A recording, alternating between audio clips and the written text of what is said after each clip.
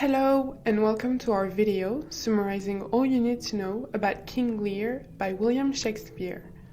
My name is Sarah and in this video we'll look at the play, specifically beginning with a plot summary.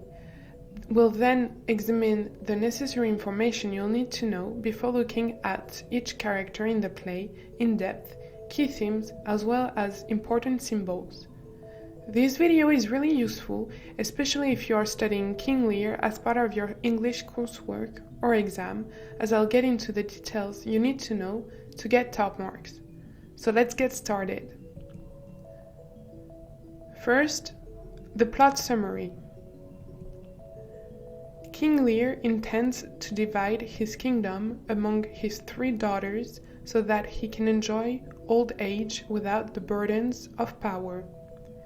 He has planned a ceremony in which each daughter will state how much she loves him before an audience of nobles, including Lear's long-trusted advisor, Kent, the Earl of Gloucester, and 2 suitors for his youngest daughter's hand, Burgundy and France. During the ceremony, his elder daughters, Gonorrheal and Regan, each profess to love Lear more than anything in the world.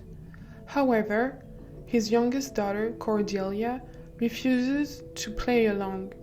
When her turn comes, she says that she loves Lear no more, no less than she should as a daughter. Enraged, Lear strips her of her dowry and banishes Kent when the latter attempts to intercede on Cordelia's behalf. France says he will marry Cordelia even without a dowry. Lear then tells the gathered nobles that he will keep 100 nights and alternate month living with Goneril and her husband, Albany, and Regan and her husband, Cornwall. Back at Gloucester's palace, Edmund, Gloucester's illegitimate son, plans to displace his legitimate brother, Edgar, as Gloucester's heir by turning Gloucester against Edgar. Edmund tricks Gloucester into thinking that Edgar is conspiring to kill him. Meanwhile, Goneril, with whom Lear has gone to live first, becomes angry with her father and his knights for causing chaos in her household. She orders her steward, Oswald, to treat Lear coldly. Meanwhile, the banished Kent returns to Lear in disguise, offers his services, and is accepted as part of Lear's company. Goneril criticizes Lear for his knights' rowdiness and demands that he dismiss half of them. Deeply insulted and angered, Lear curses Goneril and prepares to leave to go and stay with Regan, along with his fool and his other followers. Back at Gloucester's castle, Edmund's conspiracy moves along.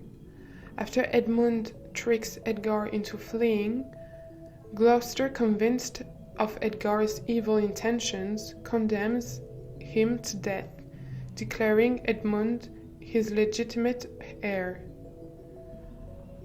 Cornwall and Regan arrive at Gloucester's castle and welcome Edmund into their service.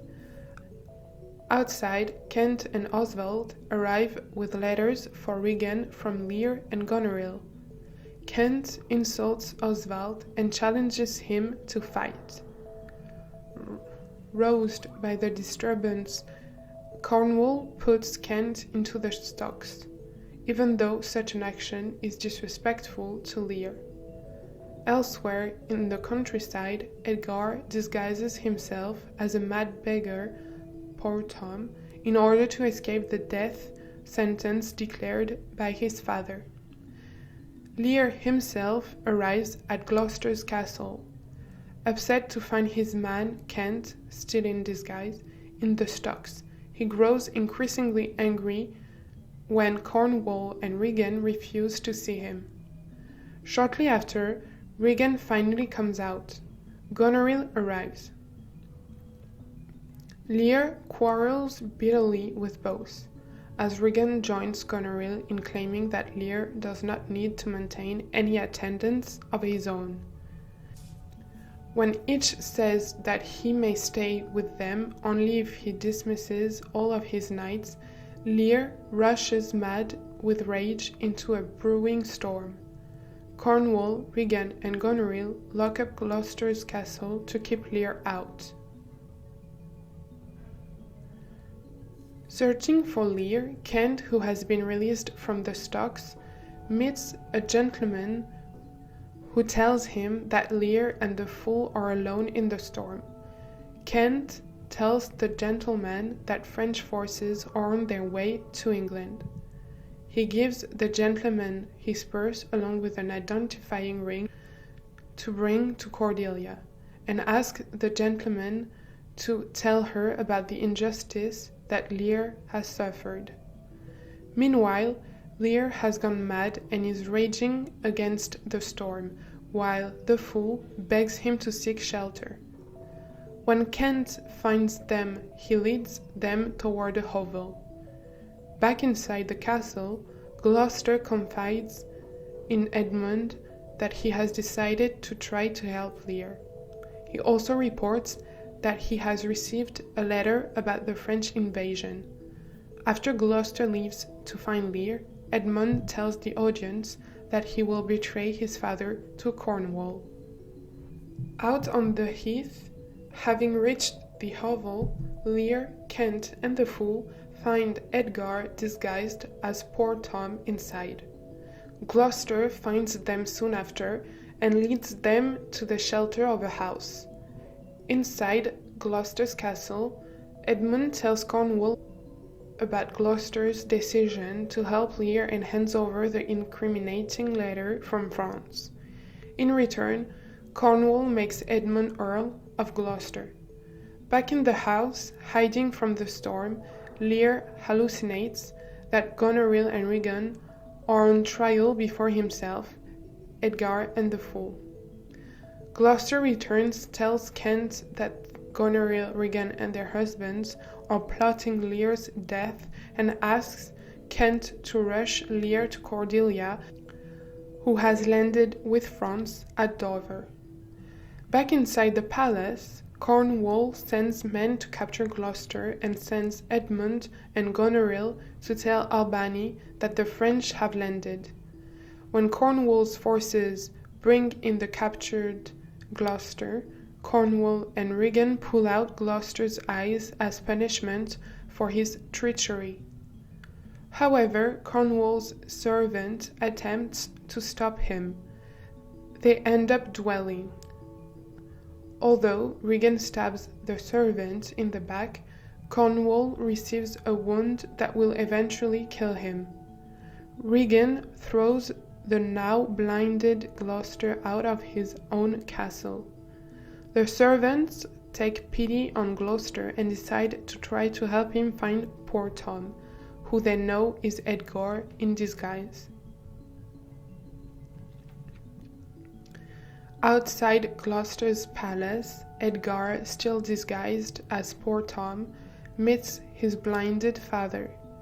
Deeply moved, he agrees to show him the way to Dover. Meanwhile, Goneril and Edmund have traveled back to her palace to fetch Albany. However, Oswald meets them and reports that Albany has changed. Goneril quickly sends Edmund away. When Albany emerges, he berates her for her brutality to her father. In response, she criticizes him for becoming cowardly. A messenger arrives, interrupting their argument with news of both the death of Cornwall from the wound his servant gave him, as well as the blinding of Gloucester. In the French camp, Kent and a gentleman discuss Cordelia's love of Lear, which has brought her back to Britain at the head of an invading French army. Kent reports that Lear himself is in Dover and although he has spells of sanity, he is too ashamed to see Cordelia. In the camp, Cordelia herself sends a search party after her father.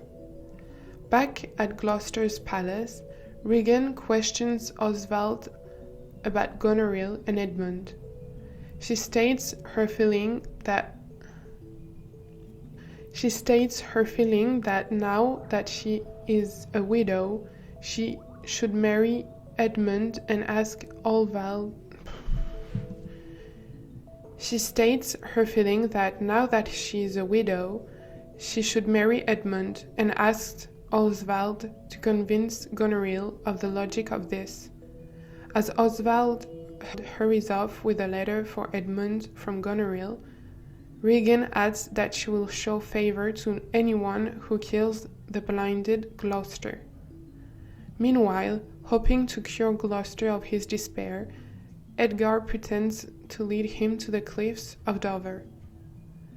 Edgar then hurries over to him while pretending to be someone who saw Gloucester jump, and telling Gloucester that the fact that he survived is a miracle.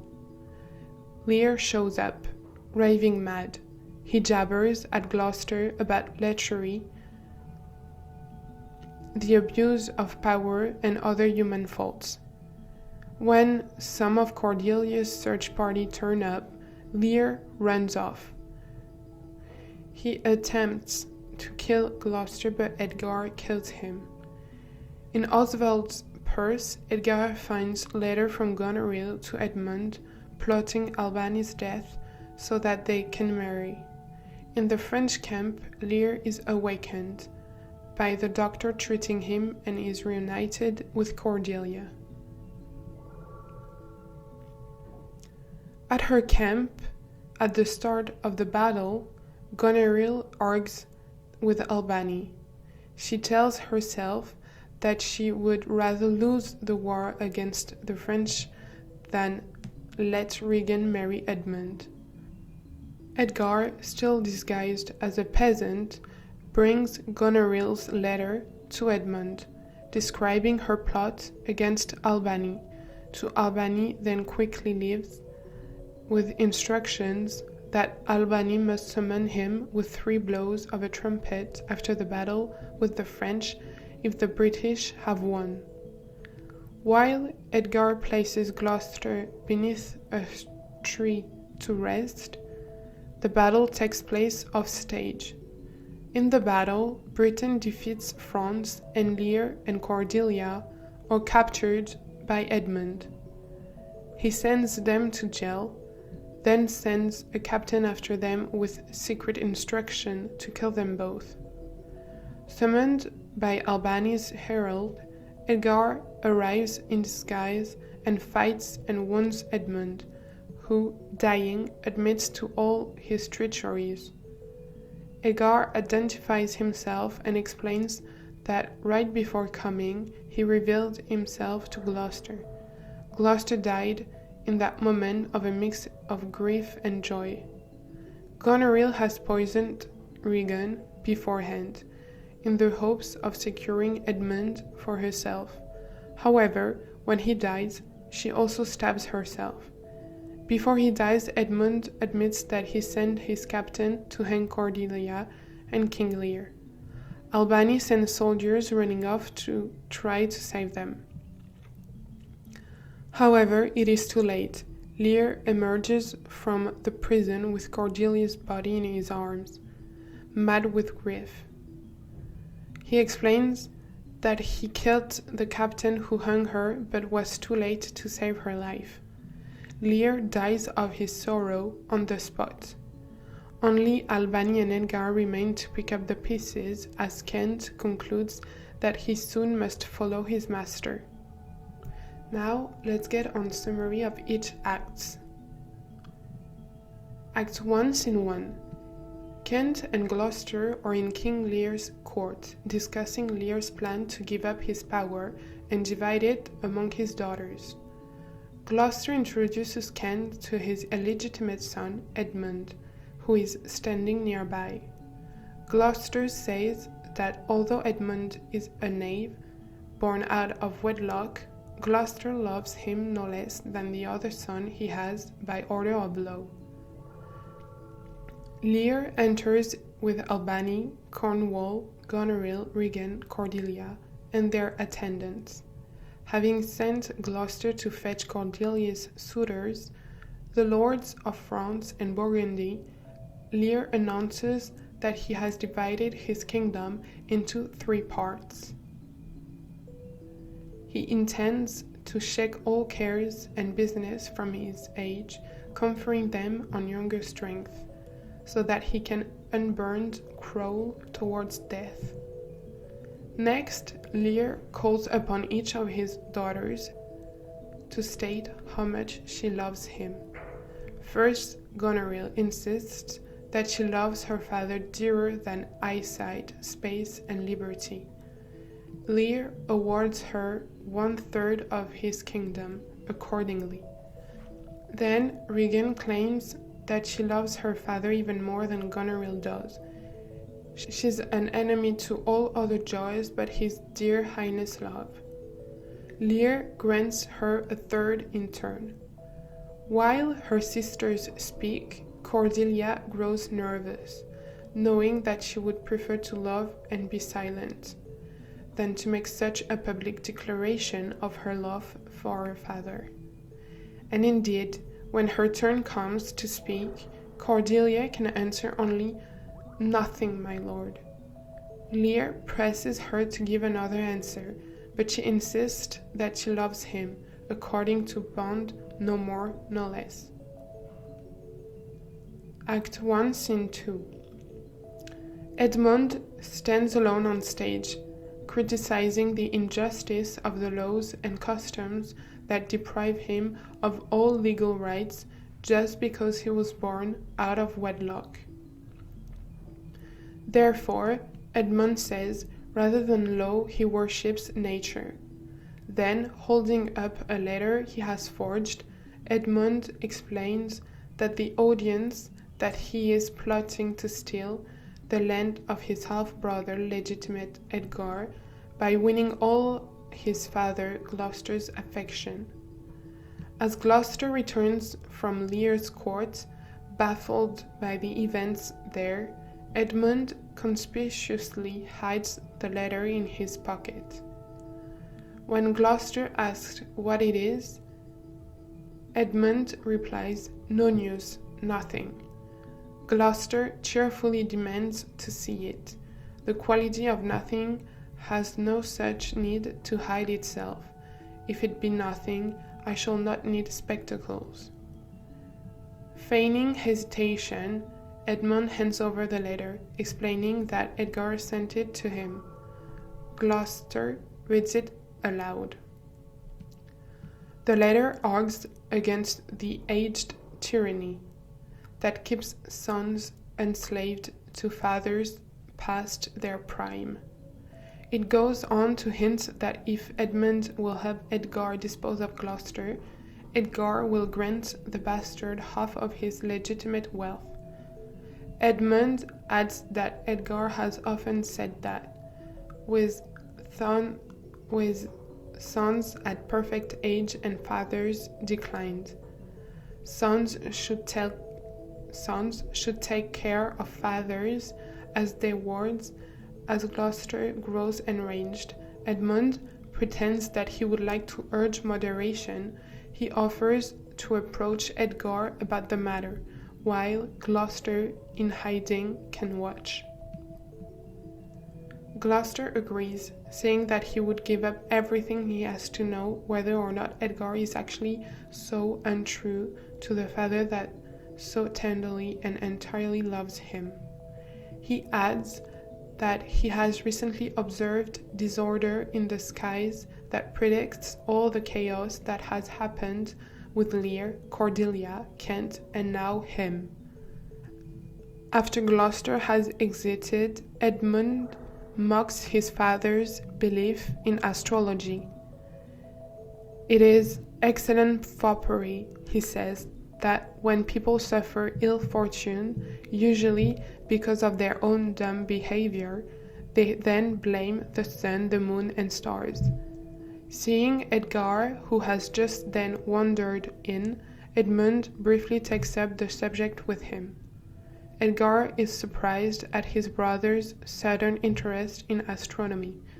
Then Edmund cuts to the chase, asking Edgar if he knows how he has offended Gloucester, who, Edmund reports, is enraged at his legitimate son. Edgar reacts with disbelief.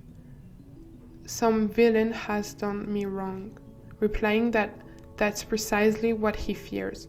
Edmund tells Edgar to go hide in Edmund's room, and advises Edgar that if he leaves his hiding place to make sure to carry a weapon to protect him.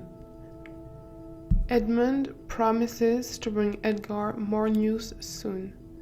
Edgar rushes off. Once Edmund is left alone, he observes to himself that his father is trusting and Edgar is such a good person that he would never suspect someone else of being anything other than good, dealing with such foolish honesty.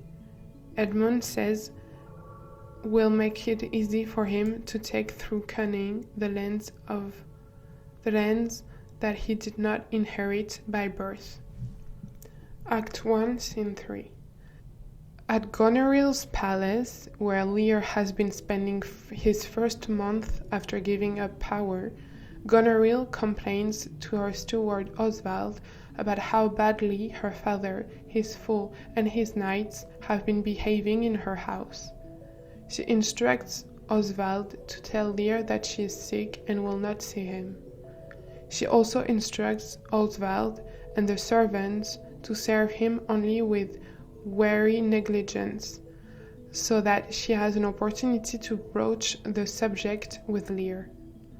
Gonorrheal adds that if Lear does not like what she says, he can go to Regan. She knows that she and her sister are of the same mind on this subject and will not be overruled by an idle old man. Old fools are babes again and must be used with checks as flatteries. She concludes resolving to write to her sister. Act 1, Scene 4. Kent returns in the disguise of Caius, a commoner, to offer his service to Lear. Lear accepts. He sends Kent to fetch his fool. Seeing Oswald, Lear attempts to summon him, but Oswald ignores him. Irritated, Lear sends a knight to call Oswald back. The knight returns with the message that Goneril is not well and that Oswald refuses to obey Lear. The knight thinks that Lear has been wronged. Lear sends the knight to fetch his fool. Both knight and Lear observe that since Cordelia's departure for France, the fool has been melancholy and sad. Oswald enters again. Lear summons him and demands to know who he is. When Oswald replies, "My lady's father," Lear grows enraged, calling him a dog, slave, and cur, and hitting him. Kent joins in tripping Oswald.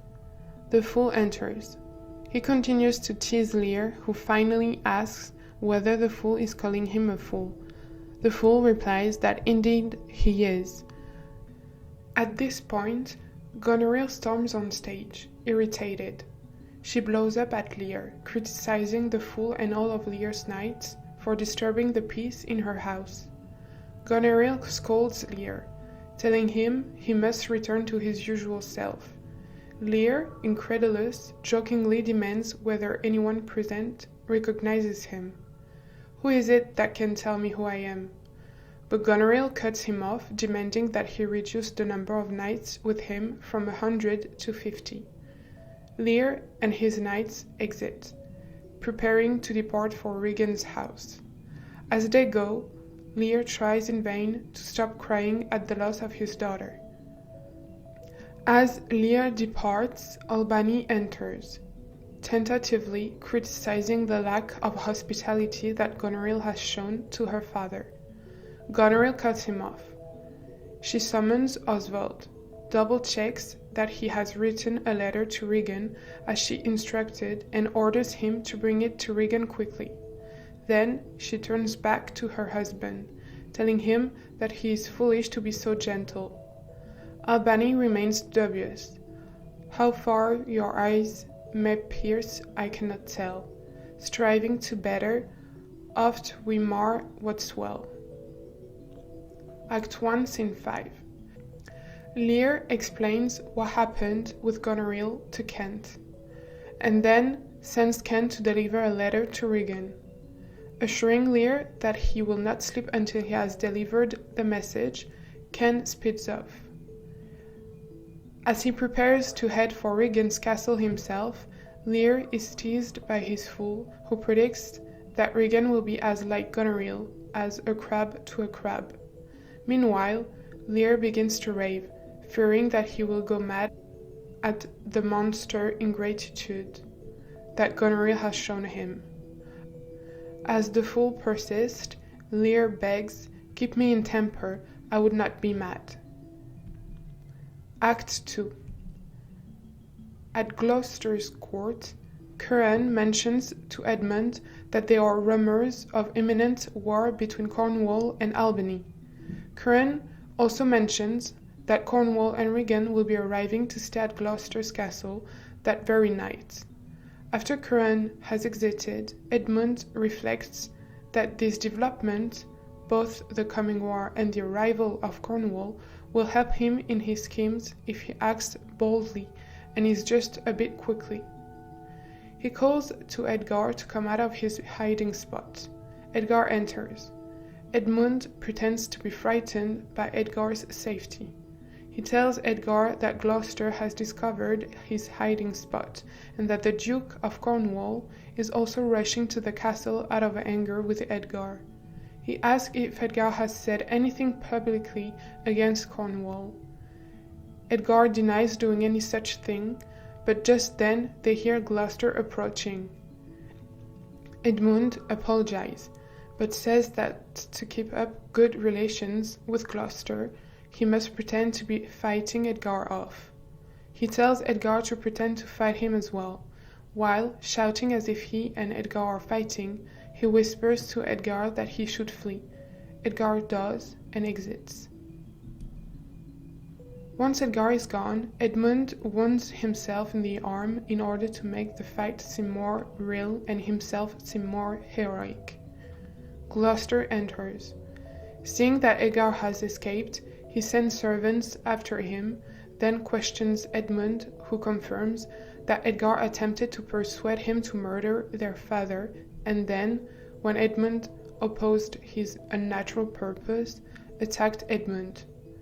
Enraged, Gloucester declares that, by the authority of Cornwall, who is supposed to arrive that night, he will put a price on Edgar's head. Gloucester further declares that Edgar is no longer his son, and that he will make the loyal and natural Edmund heir to all his property. Just after Gloucester makes this declaration, Cornwall and Regan arrive. They have already heard rumors of Edgar's attempted murder of his father. Gloucester confirms to them that his old heart is cracked. Cornwall praises Edmund for having shown a childlike office, and takes him into his service. Edmund gratefully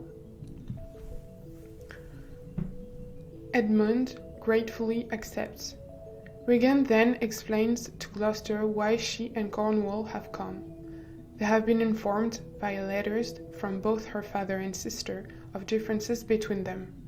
They hoped to seek Gloucester's counsel as their good old friend, and thought, in any case, that it was best to handle the matter while not at home. Gloucester welcomes them and says he will be happy to advise. Scene 2.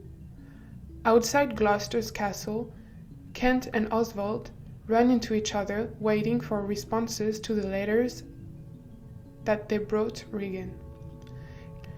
Kent picks a fight with Oswald, and reminding him who he is. 2 days ago, Kent says he tripped Oswald at Gonorrheal's castle. Hearing the ruckus, Edmund, Cornwall, Regan, and Gloucester, and his servants, enter and demand to know what is going on. Oswald explains that Kent, an ancient ruffian, started the quarrel and that he has spared him only because of his grey beard. Continuing to abuse Oswald, Kent further insults Regan, Cornwall, and Gloucester by adding that he has seen better faces in time than before at this instant. Cornwall orders that Kent be put in the stocks until noon in order to learn some manners. Kent replies that he is too old to learn. Regan lengthens his sentence from noon until the following morning. Kent is shocked and says if he were Lear's dog, Regan would be wrong to abuse him in this way. However, Cornwall and Regan are firm. Gloucester too is perturbed and seeks to console Kent, but both know that Cornwall will not reverse his command. Left alone on stage, Kent takes out a letter, which he explains to the audience is from Cordelia. Nothing almost sees miracles but misery. The letter says that Cordelia has been informed of the steps Kent has taken, disguising himself, and will in time return to remedy the trouble in Lear's England.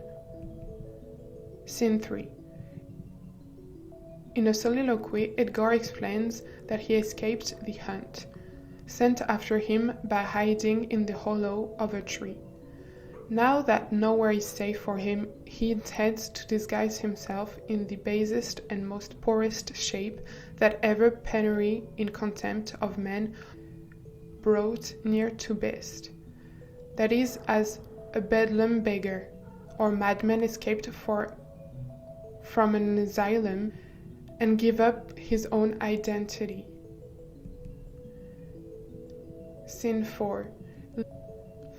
Lear, his fool, a gentleman, and his other followers arrive at Gloucester's castle. Confused not to have found Regan at home, and not to have been informed of her departure, Lear grows infuriated when he sees Kent in the stocks, demanding to know who put him there. Kent explains that Regan and Cornwall themselves are responsible. Lear storms off into the palace to find them. While he is away, Kent asks why Lear has so few attendants with him. Lear returns with Gloucester, in disbelief, as Gloucester has explained to him that Cornwall and Regan have been informed of Lear's arrival but decline to see him. Lear exclaims, "My breath and blood!" As he attempts to calm himself, Gloucester returns inside. Finally, Gloucester persuades Cornwall and Regan to come out with him. Having freed Kent from the stocks, Cornwall and Regan receive Lear. Lear explains his grievances against Gonorrheal. However, Regan takes his sister's side, insisting that he should be ruled by someone who discerns his state better than he can. Regan encourages Lear to return to Gonorrheal's house and ask for her forgiveness. Lear is incredulous. What should he do? Apologize for his age? As Cornwall joins in reproaching Lear, Lear curses Gonorrheal, insisting, however, that he will never curse Regan in this manner because she knows better than the offices of nature, bond of childhood are. Oswald appears, announcing Gonerril's arrival. Lear asks the god to take his side and to help preserve his sanity. When Gonerrheal herself shows up, she defends her behavior. Regan tells Lear to accept Gonerril's terms, dismissing half of his 100 men and return to Gonerrheal. Lear says that he would rather abjure all roofs and choose to be a comrade with the wolf and owl. Gonerrheal says coldly that the decision is up to him. Lear begs Gonerrheal not to drive him mad. She can wait, he'll be patient, and stay with Regan with his 100 knights. Regan, however, interjects that he should not make this assumption. Indeed, she thinks it is unsafe for him to keep as many as 50 followers in her household. She will allow him 25. Responding that wicked creatures yet do look well favored when others are more wicked, Lear throws himself back on Gonorrheal. Now, however, she says she does not understand why he needs 25, 10 or 5 in a household where she has so many servants that she will tell to serve him. In fact, Regan questions why he even needs one. Lear responds with outrage, saying that what he needs is not the point. Begging for divine justice and for the gods to bear witness to how he has been wronged, he says he will have revenge on these. Once again he insists that he will not whip and fears that he will go mad. He exits with Kent and his fool. Gloucester follows them. A storm is beginning. Cornwall encourages the group to come inside, but Regan points out that there is no space for all of Lear's followers in Gloucester's house. Regan and Goneril agree that they will receive Lear himself, but not one follower. Gloucester returns, reporting that Lear is in a high rage, raving around outdoors. Goneril says that they will not beg him to stay, but Gloucester is worried about the storm. There is no shelter for miles. Pitiless, Regan says that Lear has earned whatever suffering he comes by, and Cornwall urges Gloucester to shut the doors of his castle. Act 3. Scene 1. Kent, out looking for Lear, runs into a gentleman. The gentleman describes seeing Lear out in the storm, from which even fierce animals are hiding, with only the fool to keep him company. Seeing that the gentleman is in his side, Kent confides in him that there is division between Albany and Cornwall, which is still a secret, and he asks the gentleman to go to Dover and report of the unnatural and bemading sorrow to which the king has been subjected. Although he does not reveal his real identity, he gives the gentleman his purse, containing a ring which he would show Cordelia, who will be at Dover. Kent says she will recognize it. Scene 2. Lear rages out in the storm, calling upon it to crack nature's molds and destroy everything that makes ingrateful man, while the fool urges him in vain to find shelter. When Kent arrives on the scene directing Lear to a hovel that he has found, Lear finally relents, remarking that the art of our necessities is strange and can make vile things precious. As they enter, the fool predicts that they are at the beginning of an era in which the realm of Albion will come to great confusion.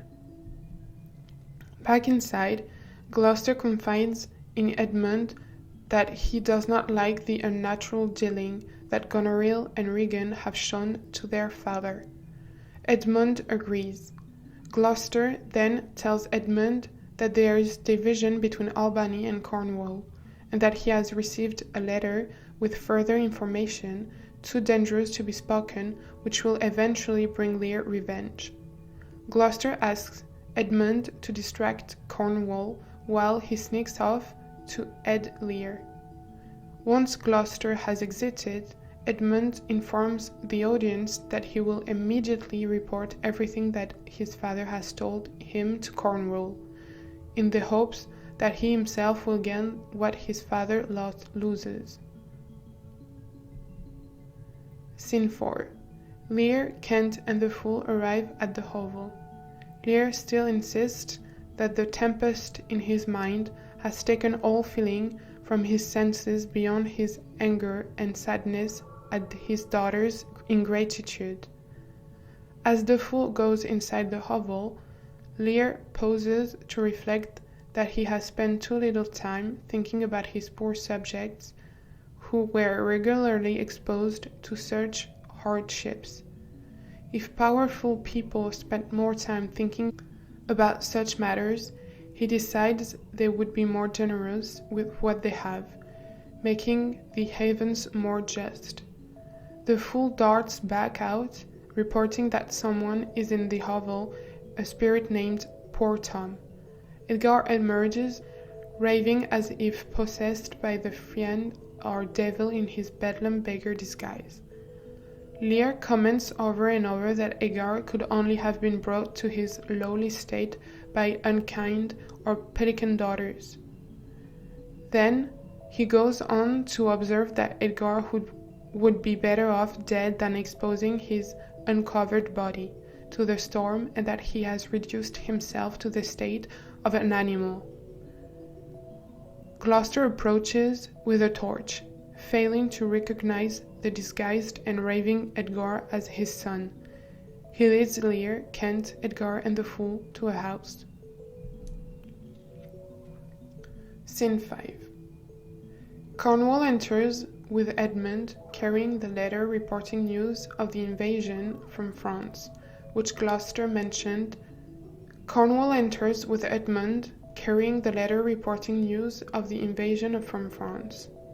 Edmund waffles, feigning remorse at having betrayed his father, granting Edmund the title of Earl of Gloucester.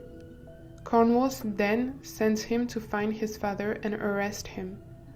Edmund assents, although he continues to lament a sore conflict between his duty and his blood. Cornwall reassures Edmund that he, Cornwall, will be Edmund's dearer father from here on. Scene 6. Inside the house to which he has shown them, Kent thanks Gloucester and then reports that Lear has gone entirely mad. Gloucester exits as Lear, the fool, and Edgar enter, raving together. Lear has Edgar and the fool sit down, announcing that they are the jury for an imaginary trial of the she-foxes, Gonorrheal and Regan, which he persists carrying out as Kent entreats him to rest, and Edgar remarks that he is finding it difficult to restrain his tears. In the middle of the trial of Regan, Gloucester returns. Told once again by Kent that Lear's wits are gone, Gloucester tells Kent that he has overheard a plot against Lear's life. Gloucester then says he has arranged for Lear to be secretly transported to Dover in a litter. He asks Kent to help him get Lear on the litter. All exit except Edgar, who remains on stage. Briefly stepping out of the character of Poor Tom, Edgar expresses his deep pity for Lear, saying that he feels so badly for Lear that he can hardly feel his own pain. Yet he also remarks on the similarity between the two of them. Scene 7.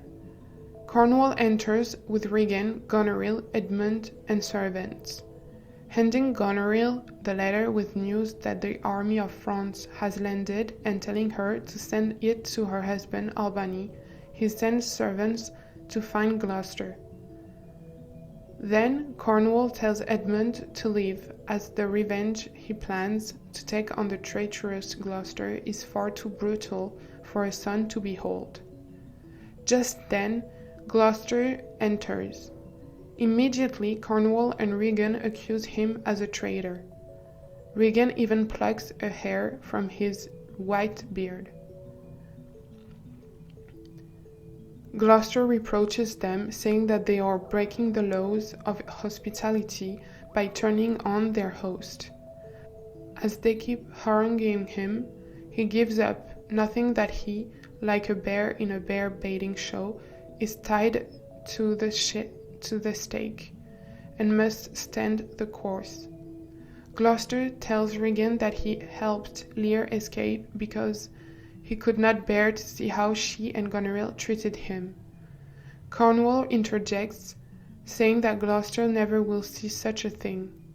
Cornwall ties Gloucester down and pulls out one of Gloucester's eyes. He is preparing to pull out the second eye when one of his servants interjects. The servant pleads that Cornwall to stop this course of action. Cornwall, angered that the servant would dare to interrupt him, draws his sword. The two fight. Cornwall is seriously wounded. Regan takes a sword from a second servant and stabs the first in the back, killing him. Cornwall forces out Gloucester's other eye, crying, "At vile jelly." Blinded, Gloucester calls out to Edmund for help. Regan informs Gloucester that Edmund hates him, that it was Edmund himself who betrayed his father. Devastated, Gloucester realizes that he was misled regarding Edgar. He calls upon the gods to forgive him and to help Edgar prosper. Wounded, Cornwall and Regan leave Gloucester with the second and third servants, instructing them to throw him out of his house. The servants discuss among themselves how horrible they find Cornwall and Regan's actions. Resolving to find the bedlam, the disguised Edgar to lead Gloucester to safety, they first fetch flax and egg whites to help stop the bleeding from Gloucester's face. Act 4.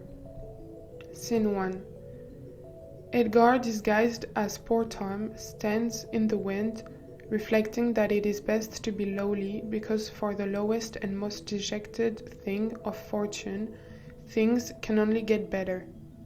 Then he sees an old man leading the blinded Gloucester, who keeps asking him to leave him to die. Gloucester laments his misjudgment of Edgar and says how much he wants to meet his son once more. As the old man catches sight of Edgar, Edgar notes his foolishness for thinking of himself as the lowest before. The old man tells Gloucester that they had found poor Tom. Gloucester notes that the previous night he saw such a mad beggar who, mad think man, a worm. He has learned, he says, about human lowliness. He still does not recognize that the naked fellow is his son, sending the old man who was leading him back to fetch some clothing for poor Tom. Gloucester offers poor Tom all the money in his purse to take him to the cliffs at Dover. Scene 2.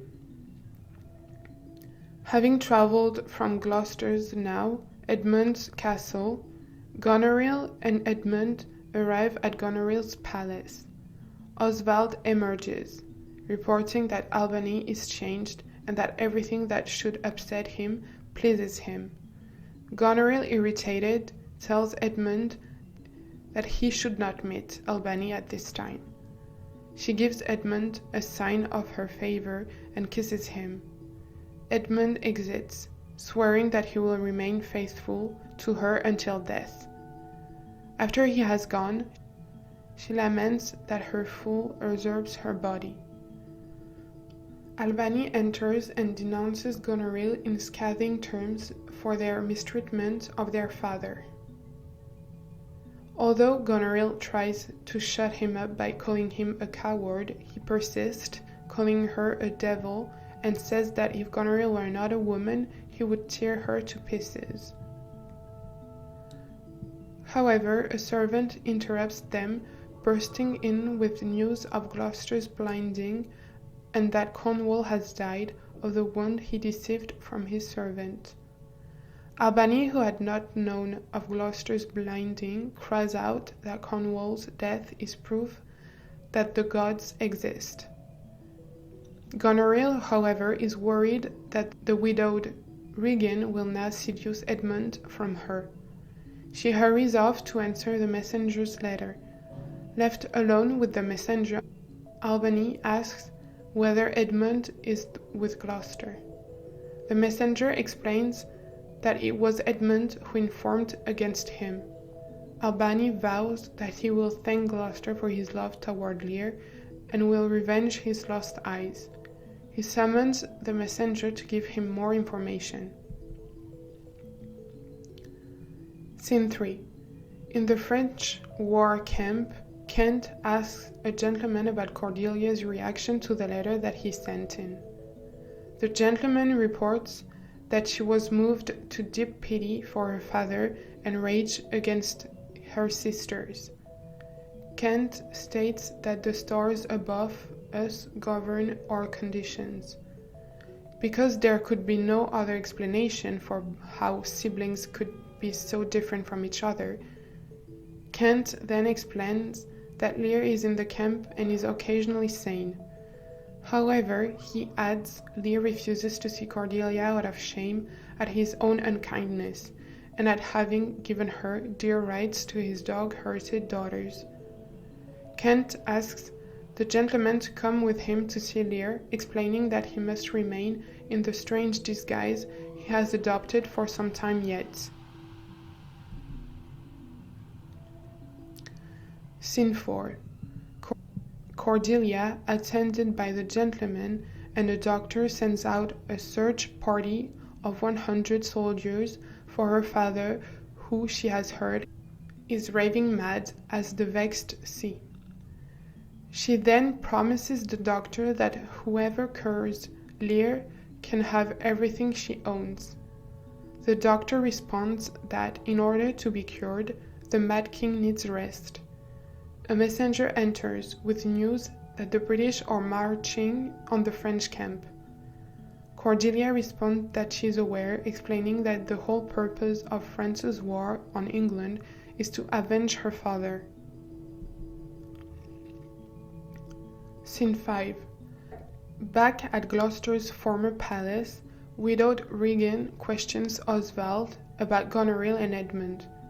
She pauses to explain that Edmund himself has gone to kill Gloucester, whose pitiful appearance, blinded and wandering, is turning the people against the British, and to also assess the power of the French army. Then she resumes pestering Oswald, asking him to open the letter that he is carrying from Goneril to Edmund and let her read it.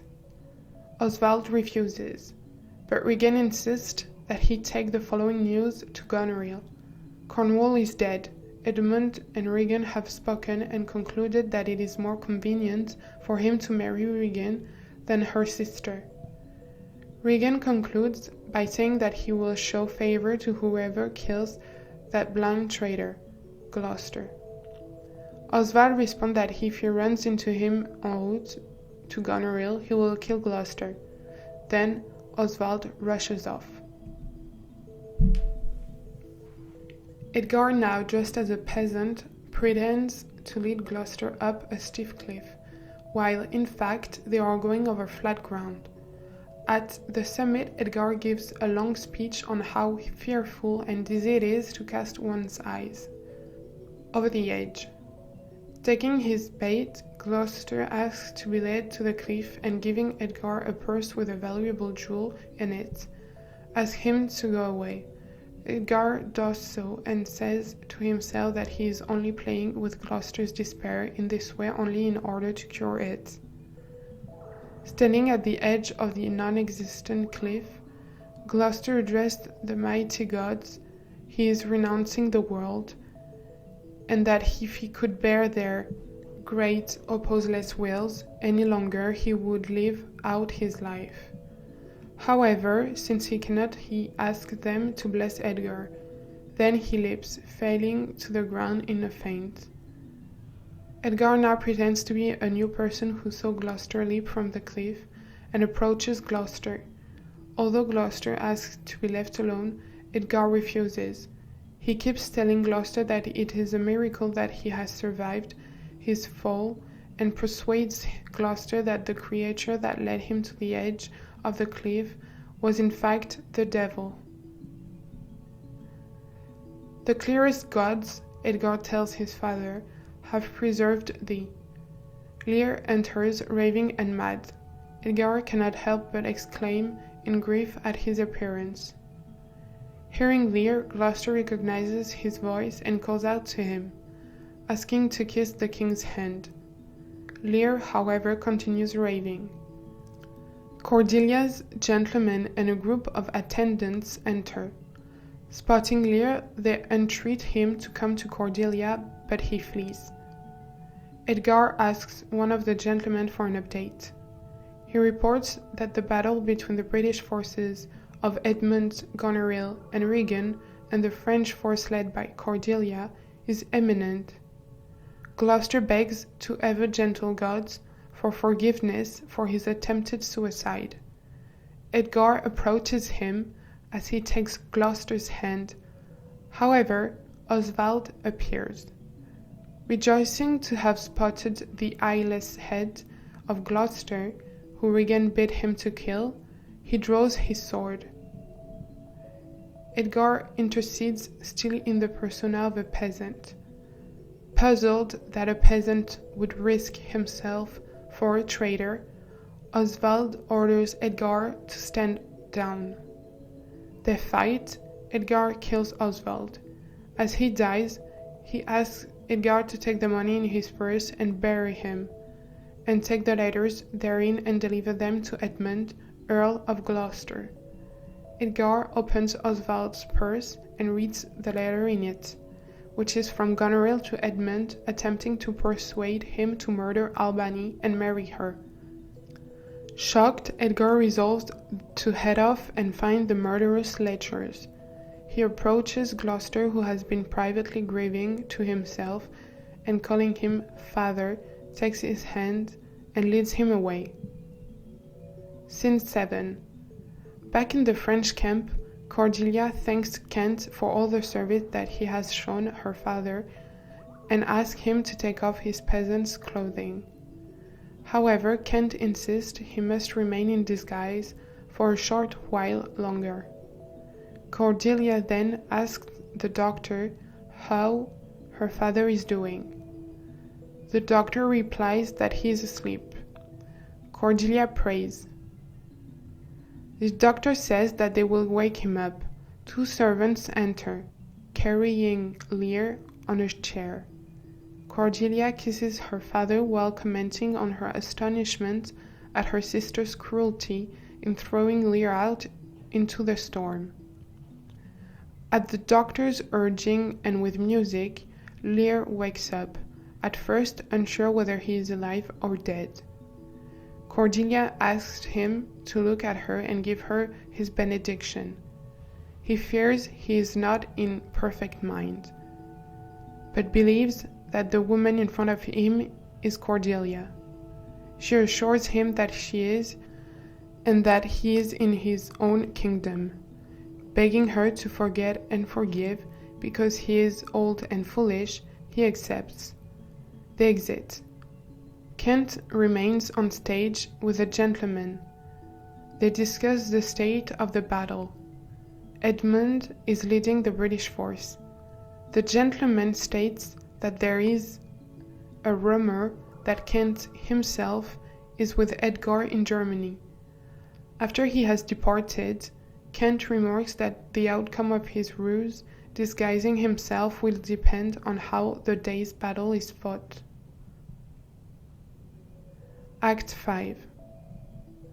Scene 1. Edmund, leading the British forces with Regan, sends a messenger to Albany to confirm that Albany will send his forces to join theirs. Regan, meanwhile, pesters Edmund about whether or not he has ever slept with Gonerrheal. Gonerrheal remarks to herself that she would rather lose the battle to the French than have Regan come between her and Edmund. Although Albany stresses that he is joining them against their common enemy of the French, not because he approves of their treatment of Lear and Gloucester, he and Gonerrheal join Edmund and Regan. Regan forces Gonerrheal to walk off with her. As the others depart, Edgar, still in disguise as a beggar, approaches Albany. Edgar gives Albany the letter from Gonerrheal to Edmund that he intercepted from Oswald, and tells Albany to read it before the battle. Then Edgar says if the British side wins, Albany must have a herald sound a trumpet, and Edgar will appear again. Edgar exits. Just as Albany is starting to read, Edmund appears and hands him a report describing the strength of the French army. Albany takes it and exits. Alone on stage, Edmund explained that he has sworn his love to both Gonorrheal and Regan, and muses about which it would be more convenient for him to marry. Resolving to leave that problem for the time being, he further reveals that if the British are victorious, although Albany wishes to spare Lear and Cordelia, he never will. Scene 2. Edgar leads Gloucester to the shade of a tree, so that he can rest there during the battle.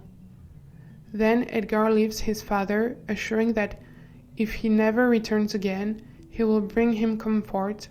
He exits. After the sound of an alarm signaling a retreat, Edgar appears on stage again. He reports that the French forces have lost and Lear and Cordelia have been taken prisoner. Gloucester says that he would like to die and rot on the spot, but Edgar insists on leading him along. Scene 3. Edmund orders that the captured Lear and Cordelia be taken away to prison.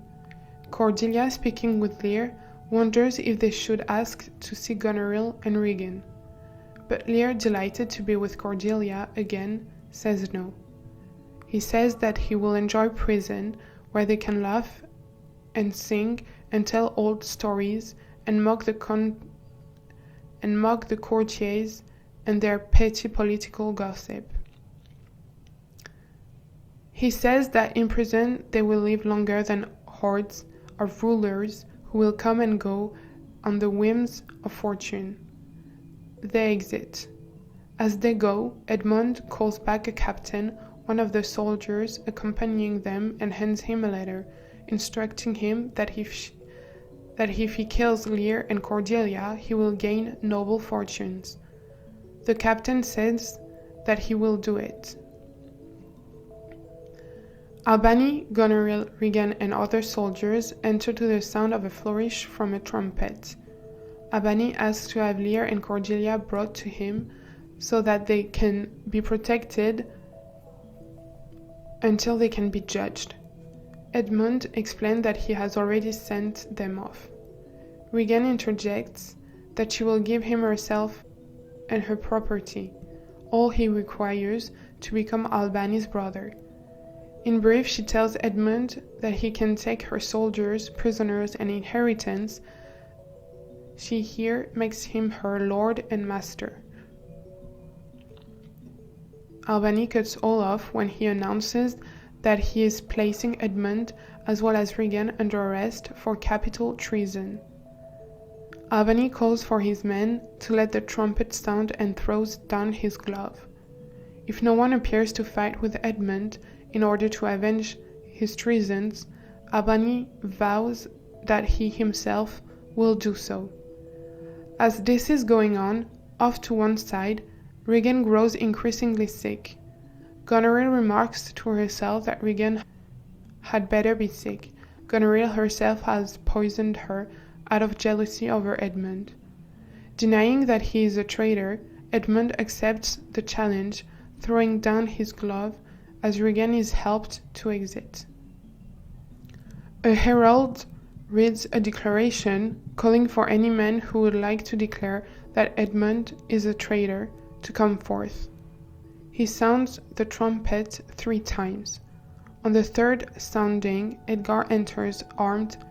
He refuses to identify himself. He has lost his name, he says, because of treason.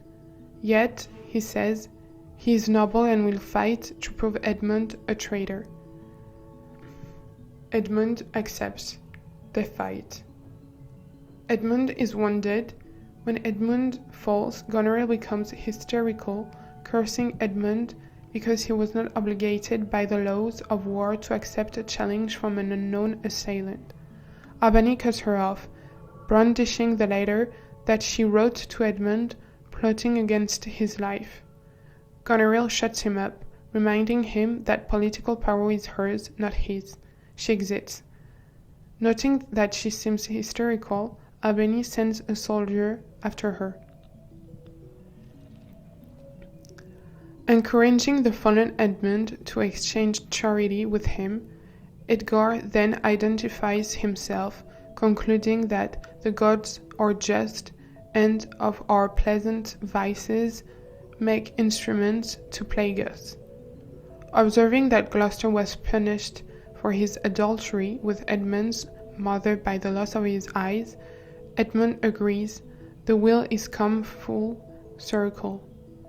Edgar then explains everything that happened. He finishes by describing how he revealed himself to his father only right before leaving to fight Edmund. Gloucester, unable to bear his mixture of joy and grief, died on the spot. Edgar adds that Kent came upon them as Gloucester was dying and revealed himself as having served Lear in disguise all this time. As Edgar is wrapping up his story, a gentleman runs in, crying for help, with a bloody knife. He exclaims that he has just taken it from the Earl of Gonorrheal, who, after confessing to having poisoned Regan, committed suicide. Edmund confesses that he had pledged to wed both, and that now all three will be united in death. Albany orders the gentleman to bring in the bodies. As he speeds off to do so, Kent arrives asking to see Lear. Reminded, Albany asks Edmund where Lear and Cordelia can be found. Edmund, saying he would like to do some good before he dies, orders them to send someone quickly to the king and his daughter, for he has written instructions for his captain to kill them. Edmund gives the messenger soldier his sword as a sign of the authenticity of the message. He explains that he instructed his soldier to hang her and make it look like suicide, as Albany orders that he be carried off. At this moment, Lear enters with Cordelia's body in his arms, crying, "She's gone forever." Although he explains how mad he killed the man who hanged her, he did so too late to save her. Then, seeing Kent, he asked, confused, who he is, noting that his eyes are not the best. Kent identifies himself and explains that he has been serving Lear in disguise as his servant Caius all this time. Kent also reports to Lear that his two other daughters have committed suicide, but Lear does not seem to understand. Albany quiets Kent, pointing out that it is no use to attempt to explain such things to Lear now. A messenger enters, reporting that Edmund is dead. Albany brushes off this trifle, then declares that for the duration of Lear's life they will return absolute power to him, and all will be rewarded and revenged upon according to their behavior. Lear, however, descends into raving with grief over Cordelia. He faints with grief. As he does, Ken prays that Lear's heart break, finally releasing him. Lear dies. Albany orders that the corpses on stage be carried away so that all can begin their general mourning. And he then tells Kent and Edgar that they will rule over and rebuild Britain. Kent, however, says that he too must soon commit suicide in order to rejoin his master. Edgar announces that they all must learn the lesson of these sad times. So now on to character analysis. King Lear, the aging king of Britain and tragic hero of the play. Lear, who is used to complete obedience from everyone around him, makes two related major errors: giving up of political responsibility by transferring power to his daughters, and trusting the flattering Gonorrheal and Regan over the plain-spoken but true Cordelia. Despite his flaws, he is able to maintain the loyalty of certain subjects, particularly Kent and Gloucester. However, this will not be enough to save him from madness and death.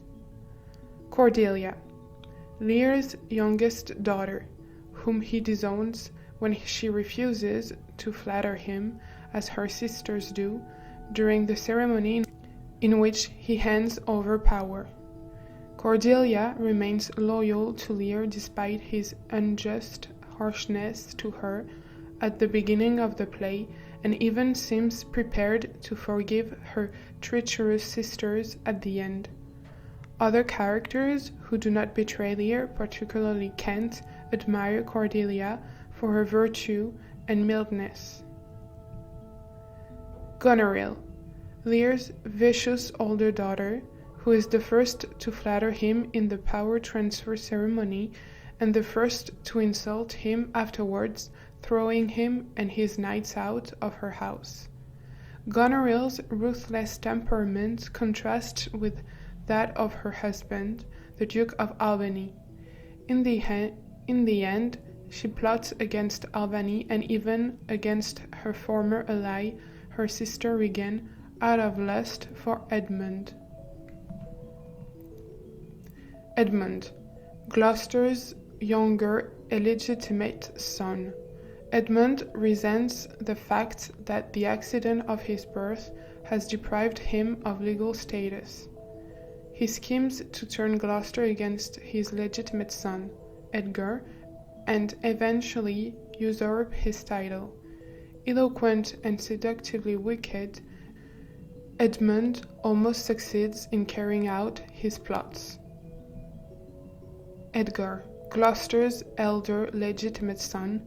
Although at first Edgar comes across as a bit naive, easily duped by Edmund, he later disguises himself successfully as a madman beggar and manages not only to save himself from the death sentence his misled father has pronounced on him, but also to help Gloucester and Lear and to avenge the wrongs committed by his traitorous half-brother.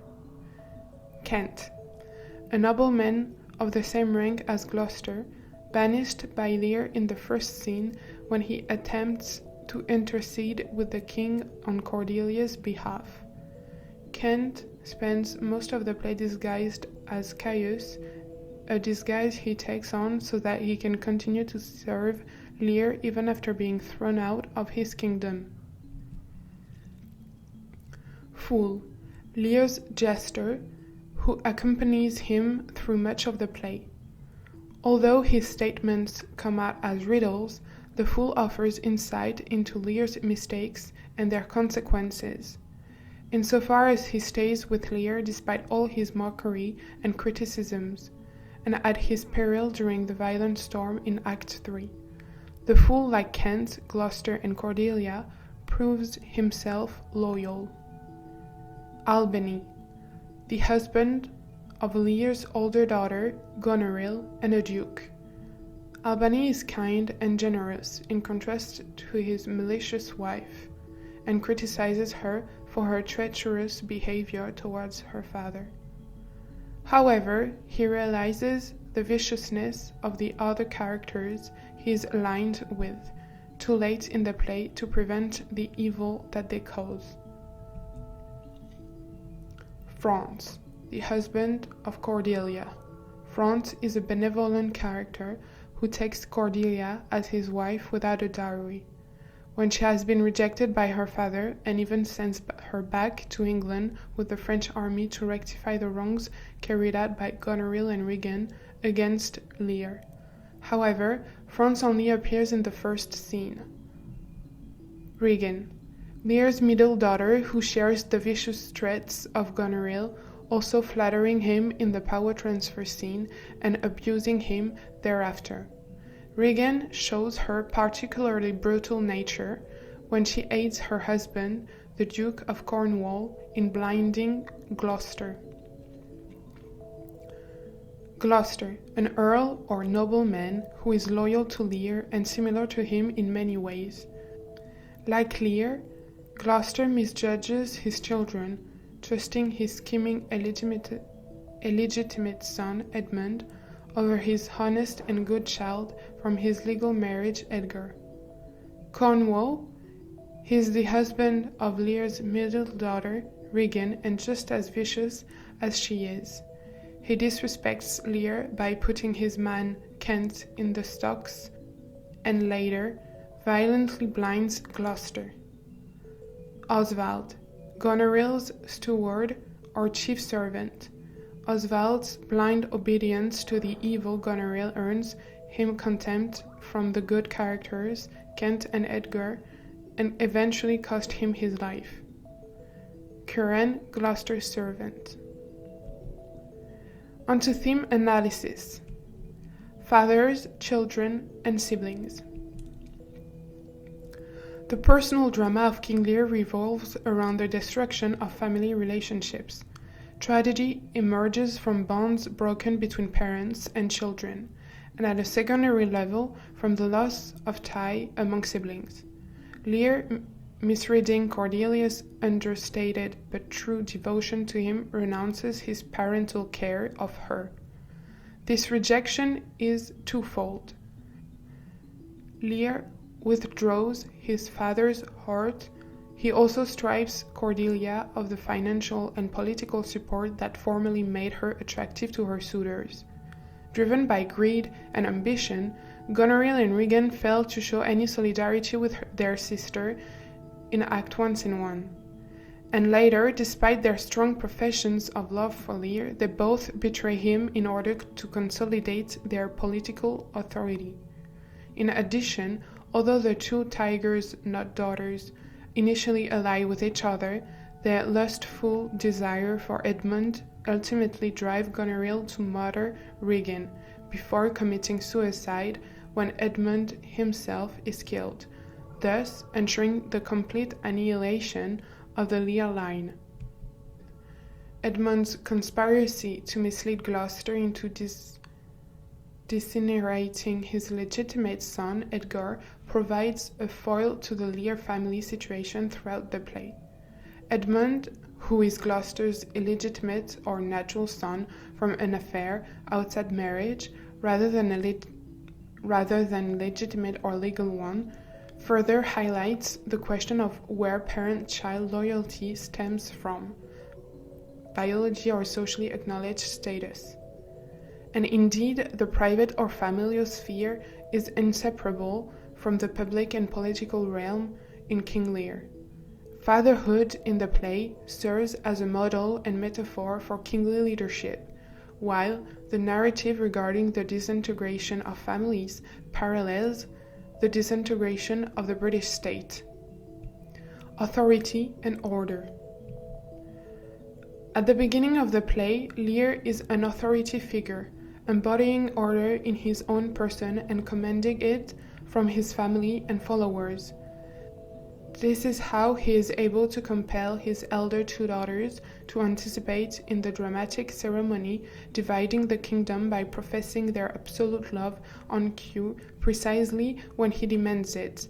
This is why Gloucester, Kent, and others respectfully watched the ceremony unfold, despite thinking that Lear's plan to give up power is a bad idea. Just as the father-child bonds discussed above encompass both a private and a public dimension, authority and order in this play exist at both the level of the family and the level of nation. Throughout the tragedy, Lear and other characters also repeatedly invoke the ideas of natural and divine order. Lear appeals to the idea of divine justice when his children treat him unjustly. Gloucester similarly calls out to the gods after he has been betrayed and blinded. Meanwhile, nature in the play seems to mirror the political chaos of the play, particularly in the form of the brutal storm that rages even as Lear himself, the former embodiment of order in the kingdom, rages in his own madness. Disintegration, chaos, and nothingness. Although Lear begins as a figure of authority and order, when he gives up his power and Gonorrheal and Regan turn against him, he falls apart, going mad. Moreover, his personal decline parallels and far-reaching dissolution of order and justice in the British state. Lear's error, based on blindness and misjudgment, doesn't just ruin him personally. It leads to a political situation in which there is no order to guarantee justice, despite his repeated appeals to the gods. Cordelia's first answer to Lear's comment that she pronounced her love for him, the answer that first enrages him against her, is nothing. After that first appearance, the word nothing recurs constantly throughout the play in the mouth of multiple characters. The repetition of this word highlights the theme of nothingness and of the complete lack of meaning that results from nothingness. After all, when everything is destroyed, it is not possible to compare anything to anything else, and in such a void, without any ability to compare, nothing can have any meaning. And ultimately, it is hard to argue that the ending of the play offers any justice at all. While the bad guys of Edmund, Gonorrheal, Regan, and Cornwall are all killed, they are the heroes of Lear, Gloucester, and Cordelia. So are the heroes of Lear, Gloucester, and Cordelia. Nearly the entire social order, good and bad, is annihilated and turned to nothing. As Lear himself cries out in the moments before he dies, while holding the dead Cordelia in his arms, with his kingdom destroyed out, as Lear himself cries out in the moments before he dies, while holding the dead Cordelia in his arms, with his kingdom destroyed. Old age. Originally, Lear wishes to free himself of the burdens of ruling his kingdom because he is aware of his old age and wishes to crawl unburdened toward death. As his choice of the verb crawl suggests, Lear has a sense that old age forces the individual to remember his or her animal aspect, that is, the fact that human beings, like animals, are subjected to the forces of physical nature and have physical needs. Age, as Gonorrheal and Regan unkindly observe at various points, brings a kind of weakness with it. Regan mocks Lear. Yet, together with the father-child bond, the play also suggests at various points that age should command respect. The fact that Lear's daughters abuse him for being old makes their cruelty seem all the worse and also indicates that all they care about is power, without any thought for wisdom. Cornwall and Regan's brutality to Gloucester is similarly heightened by our awareness of his age. For instance, when Regan plucks Gloucester's white beard. Fooling and madness. From early on in the play, the fool is probably the character with the greatest insight into what the consequences of Lear's misjudgments of his daughters will be. Calling Lear himself a fool and admonishing him that he has reduced himself to nothing by dividing and handing off his kingdom, the fool recognizes that by giving up his authority, Lear is essentially ensuring his own destruction and the destruction of his kingdom.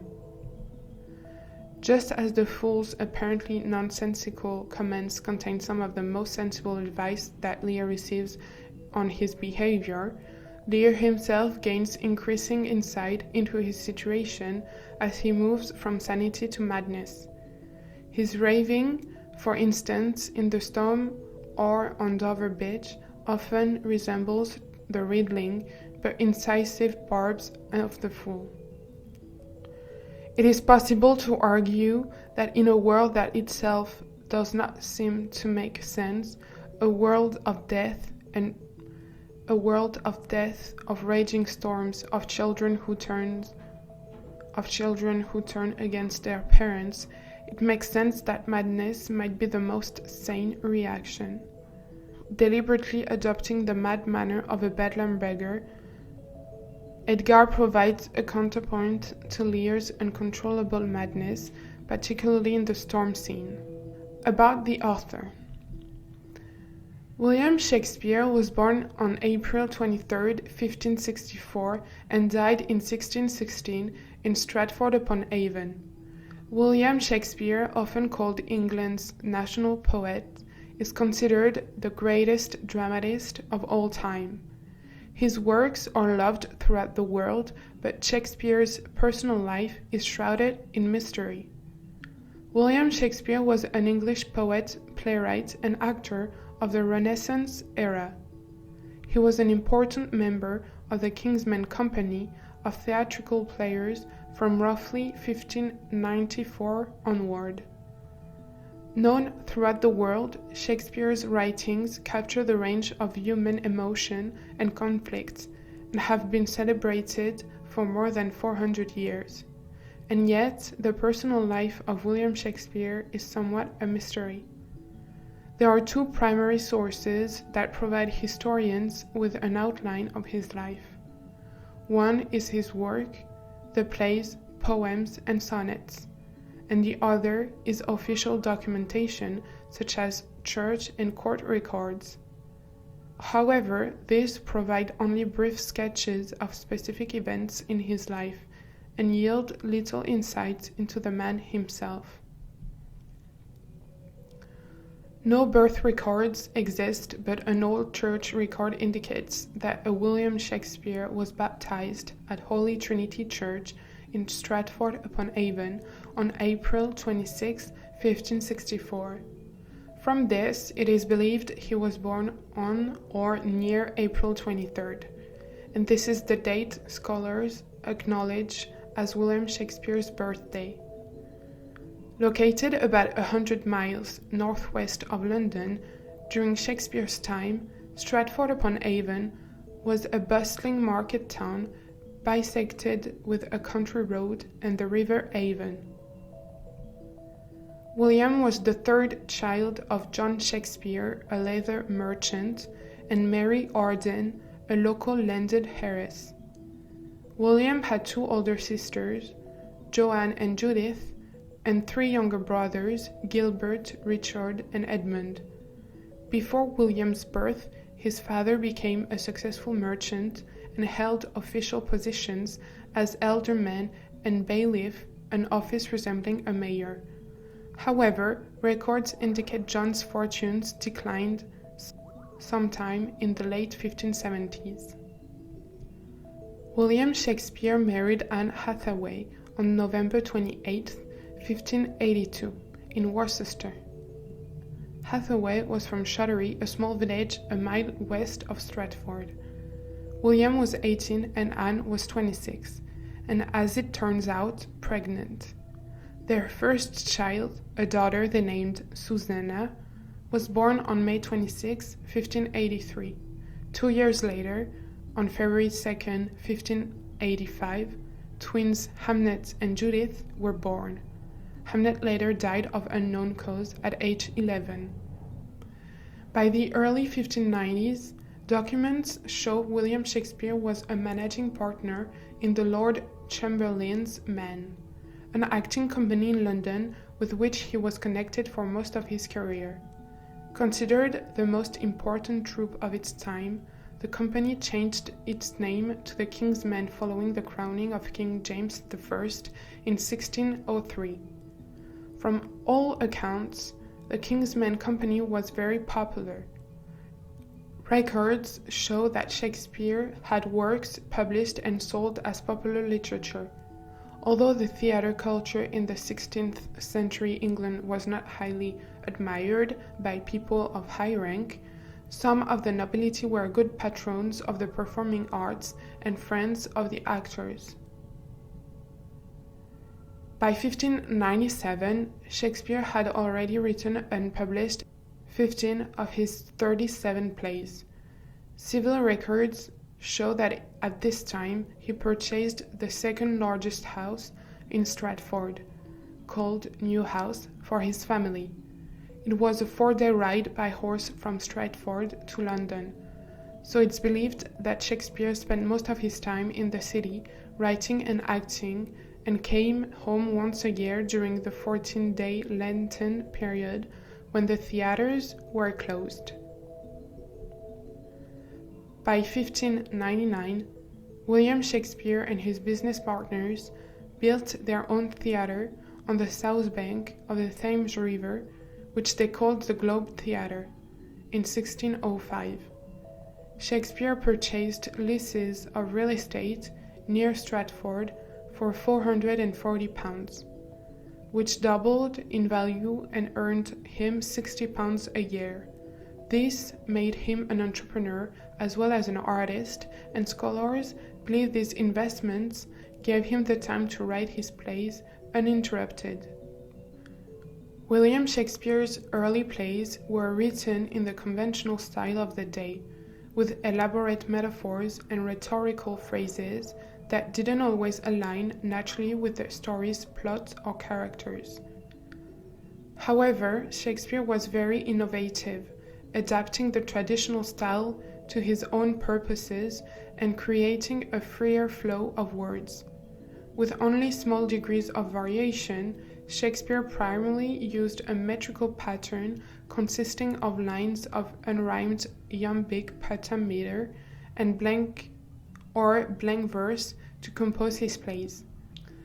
At the same time, there are passages in all the plays that deviate from this and use forms of poetry or simple prose.